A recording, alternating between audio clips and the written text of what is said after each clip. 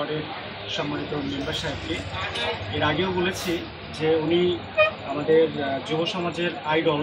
কারণ যখনই ওনাকে খেলাধুলা ক্রিকেট পাশে চেয়েছি বা স্মরণ করেছি, তখনই উনি আমাদেরকে সাহায্য সহযোগিতা করেছে। ঠিক সেই ধারাবাহিকতা আমাদের রামনগর নাইট স্কুল পাড়ার যে ছেলেপুলে খেলা ফুটবলের ফুটবল এবং ভলিবল নিয়ে এসেছেন এবং নেট সহ আমি ধন্যবাদ জানাচ্ছি মেম্বারকে। এবং উপস্থিত আছেন আমাদের রামনগরের থেকে সন্তান আরিফুর এবং মজিবর ভাই, সাথে আমাদের যারা খেলোয়াড় নতুন প্রজন্ম খেলা খেলবে ফুটবল ক্রিকেট, তারা উপস্থিত আছে। আমি এই বিষয়ে সংক্ষিপ্ত করে মেম্বার সিরাজুল ইসলামকে কয়েকটা কথা বলার জন্য অনুরোধ করি। ধন্যবাদ আমাকে দুটো কথা বলার জন্য। প্রথম কথা হয়েছে, আমি 9 বছর মেম্বারি করছি। আজ পর্যন্ত আমি তোমাদের হাতে এই জিনিসগুলো তুলে দিতে পারিনি। সরকারি মাল আমি যখনই যা দিছি তখনই আমার ব্যক্তিগত জিনিস দিছি। এই 1 সপ্তাহ আগে যে জার্সিটা দিছি এটা আমার ব্যক্তিগত, ঠিক আছে।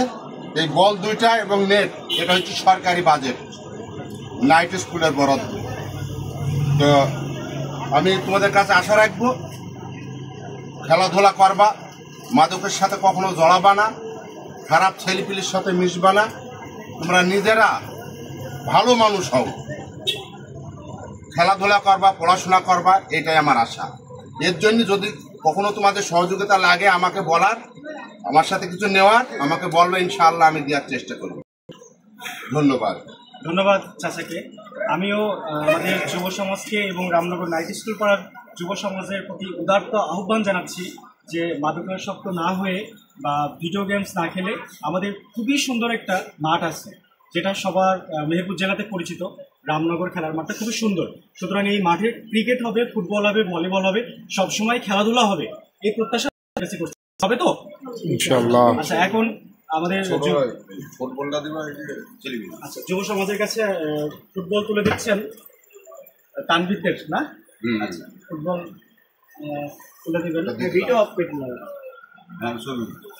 অফ করে দিলাম চাচা। হ্যাঁ, অবশ্যই।